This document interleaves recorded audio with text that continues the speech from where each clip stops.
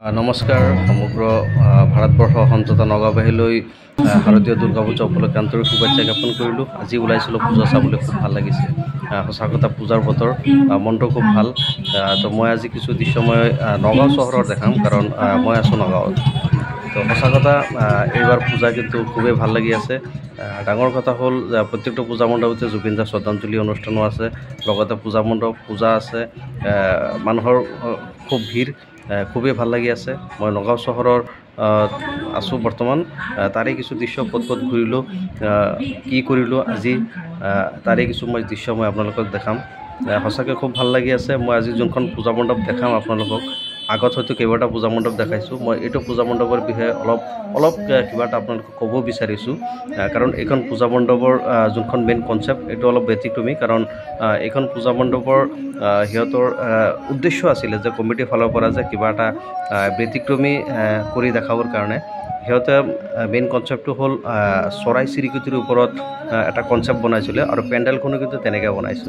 কাৰণ চৰাইবিলাকক কেনেকৈ বচাব পাৰি, যেনেকৈ প্ৰদূষণৰ ফলত চৰাই চিৰিকটিবিলাক মৰি আছে, বা বিভিন্ন ৰেডিয়েশ্যনৰ ফলত। আমি এখন চিনেমা চাইছিলোঁ ৰবট 2.0, ছেইম সেইটো কাহিনীৰ ওপৰত ভিত্তি কৰি পেলাই সিহঁতৰ মেইন কনচেপ্টটো এইবাৰ ৰেডি কৰিছিলে নগাঁওবাসীক দেখাবৰ কাৰণে। সঁচাকৈ কনচেপ্টটো খুব ধুনীয়া, আৰু ডাঙৰ কথা হ'ল সিহঁতৰ যে কাৰুকাৰ্য শিল্পীসকলে যে কামবিলাক কৰিছে খুব ভাল লাগিছে, একদম নিখুঁতভাৱে কাম কৰিছে। এয়া চাওক, আপোনাৰ মণ্ডপটো চাওক, একেবাৰে চৰাই উৰি আছে, তেনেকুৱা আছে বনাইছে। আপোনালোকে নিশ্চয় নিজৰ চকুৰে চালেহে গম পাব। মই যিমান কেমেৰাৰে পাৰিছোঁ কেটচ কৰিছোঁ আপোনালোকৰ কাৰণে দেখাবৰ কাৰণে। আৰু এটা ডাঙৰ কথা হ'ল কি, এইখন পেণ্ডেল হৈছে আপোনাৰ ADB কলেজৰ একেবাৰে গাতে লাগি থকা হৰিজন কলনী যোনখন, এইখন হৰিজন কলনীৰ পূজা মণ্ডপ হয়। এইটো খুব ধুনীয়া। ধুনীয়া কিহৰ কাৰণে মই কৈ আছোঁ, আপুনি যিমানেই ভাগৰুৱা নহওক কিয়, মানে একেবাৰে টায়াৰ্ড হৈ গৈছে, কিন্তু আপুনি এইটো পূজা মণ্ডপত এণ্ট্ৰি হোৱাৰ লগে লগে আপোনাৰ গাটো একেবাৰে শীতল হৈ যাব।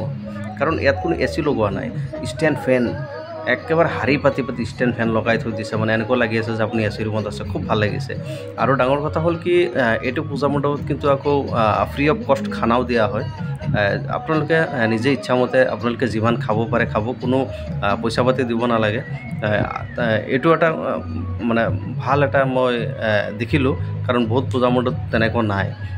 মই খাবৰ কাৰণে এক নম্বৰ বুলি কোৱা নাই, কিন্তু ইয়াত আহি পেলাই মই দেখিলোঁ ইয়াৰ যে চিটুৱেশ্যন বা ইয়াৰ পেণ্ডেল বা মানুহৰ ভিৰ, সঁচাকৈ খুব ভাল লাগি আছে, খুবেই ভাল লাগিছে।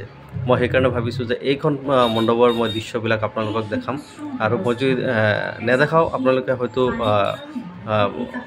বহুতে হয়তো মেছেজ কৰি ক'ব যে আপোনালোকে নগাঁৱৰ ভাল কোনটো পূজা মণ্ডপ আপুনি দেখুওৱা নাই। মই সেইকাৰণে চেষ্টা কৰিছোঁ দেখাবৰ কাৰণে, কাৰণ এইখন পূজা মণ্ডপ সঁচাকৈ খুব ভাল লাগি আছে। আপোনালোকে নিশ্চয় বহুত পূজা মণ্ডপতো গৈ আছে, ইয়াতো আহিব এবাৰ, আহি পেলাই ভিজিট কৰিব, চাব কেনেকুৱা লাগে। সঁচাকৈ মই কৈছোঁ বহুত ভাল লাগিব, আৰু ভালো লাগিছে। নিশ্চয় আপোনালোকে আহিব এবাৰ, চাই যাব। জয় আই অসম।